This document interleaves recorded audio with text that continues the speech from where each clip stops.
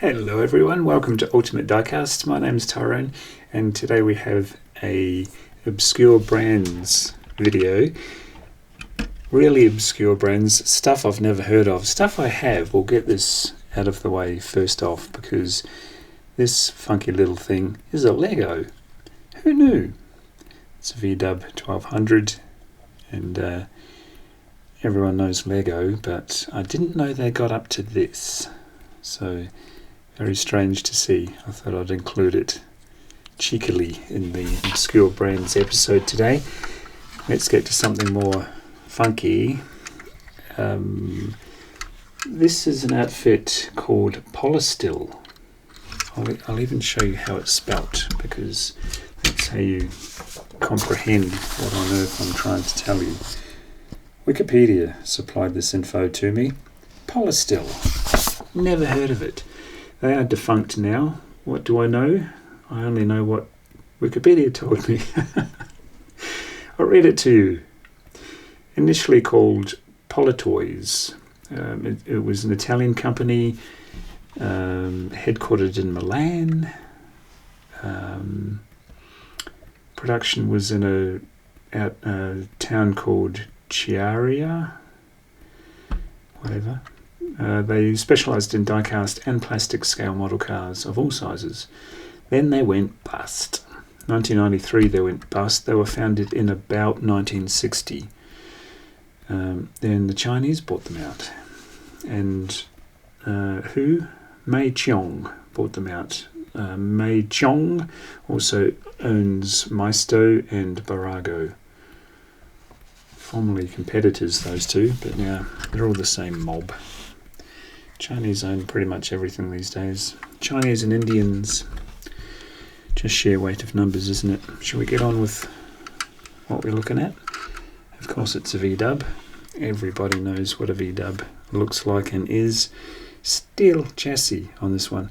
Part of the Tonka group, as seen here, if you can see that. It's a bit like when you get upset with one supplier of something or other and as you walk out you shout, "I'll never be here again, I'll go to your competitor," and they just smile and let you leave knowing that the competitor is not actually the competitor. It's the same outfit. Shall we rip? I'll think about ripping that roof off in a second. This one's got a party trick I have to show you. So we'll get to it now, shall we? This isn't mine, by the way. That's why I'm nervously fingering it. Oh, there you go. Oh, that was easier than I imagined. Look at that. Almost looks like fabric. It's a really good finish. Alright, the party trick is if you want to go on a picnic in the sunshine, you want the roof down. Ooh, don't like the sound of that. Hey, look, it's even got suspension. And even though it's got windows that have been rolled up, the door's open. Cool party trick. If you want to get in the back, there you go. Watch your shoes on the vinyl. Flaming galah. Beautiful, really nice. And the frunk comes up to not much, but you can put your picnic basket or whatever in there. I wonder how hot it would get in the front. Probably not, because the engine's all the way back here. I would guess it doesn't get hot in there, but I've never owned one of these. The high back seats were a real thing, weren't they? And the tail lights went all googly eyed on it. So this is a later model of the classic Beetle. Sun visors kind of work. Yeah, I won't put the roof back on because I've taken my chance doing what I have already. As I say, it's not mine, so pop that over there. And the second Polystill I'll show you after I show you three little ones. They don't get much smaller than this, although I'm not sure. Yeah, maybe the Corvette's smaller. I wonder if it has the scale on the Lego. I don't think it did. No, not much info there at all. But this one does. It's a 1 to 85. And it's a Lone Star from Tough Tots, made in England. Who knew? This one seems to have had a roof on it at some point. Lovely little Corvette. Not sure about the tow ball or the tow bar. Seems a bit oversized. And they've dabbed a blob of glue on the rivets just to be sure. So, very interesting. Slightly out of scale to everything else. Husky Toys. I've heard of Husky Toys, but I never collected them, and they kind of just passed me by. I'm sure they were part of someone else. Made in Great Britain. This is a Buick Electra. Plastic base. Chunky sort of non-conforming tyres, off-roady. But I thought that was very interesting, so I thought I'd show you that. And the last small one before we get to the other majorly weird thing is this one. It's a Roadmaster Flyers Supercars Gran Turismo, scale 1 to 56 or 8. You can probably see that. I think it's an 8. Look at that. Oop. Driver sits over here, thanks. That's a decent steering wheel.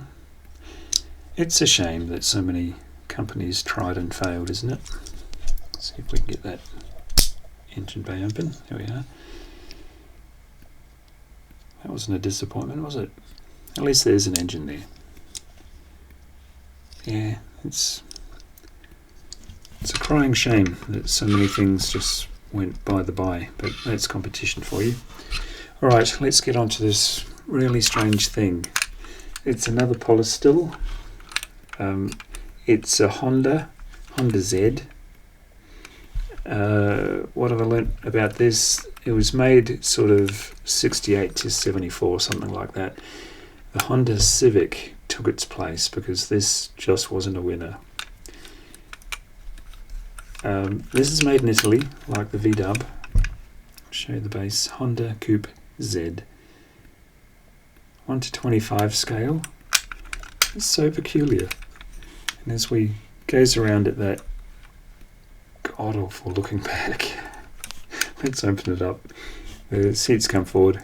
Pop yourself in the back there. On your knees as I slam the seat down. On my travels all around the place, but especially places like Europe, the phrase spills out of my mouth a lot. Look at that weird thing. Promptly followed by me chasing it down and taking a photo of it. I didn't see this in Europe, but I'm sure it was marketed for or built for Europe. My small amount of research has revealed that about 1,000 were sold in Switzerland and France, and it was popular for a time in Germany because the engine was so small you didn't need to do a practical license test. Oh, that's funny. I found it very amusing anyway. Cool little engine. I thought it would be a east-west engine, but that doesn't appear to be. Really strange. These were marketed alongside Honda motorbikes when Honda was just getting into cars. So not exactly a trusted brand back then. This is a heavy little sucker too. That's a metal base, metal body, and all the opening parts. The hatch doesn't open. Looks like the hatch is fit for scuba work. It's just strange. It looks, remember the old Daihatsus of roughly the same era? It looks like the back end of a Daihatsu. They're obviously taking styling cues off each other. I shouldn't make fun of it because you may have had one. You may have one still. It might be near and dear to you, and shouldn't make fun of it. Yeah, I just think it's something I'd take a photo of if I saw it in the street and I was on holiday. Look at that weird thing. I found owners of cars that witnessed me taking photos of their cars, none of them minded. Like, I kind of feel that if you did that in Australia, they'd say, "Oi, what the are you doing? Why are you taking a photo of my car?" It's like, you wake up some mornings and you think, well, not that I ever have, but you kind of think, do these people think, was I drinking too much last night? Did I hit anyone in my car? And then you look out the window and what's he doing taking a photo of my car? So maybe there's some paranoia there. Maybe I'm projecting. But look at that weird thing. So strange. Don't know about you, but that's about the most obscure brand I've come across so far. Maybe the Russian one in the last episode of Obscure Brands, but yeah, it's a strange car. It's strange history to the Honda, and yeah, it just really amused me. Thankfully, I haven't damaged these two weird-looking things. Well, that's not weird, but you know what I mean. And they'll go back to their rightful owner in an intact shape. These little guys I've found by the by, so I'll keep those.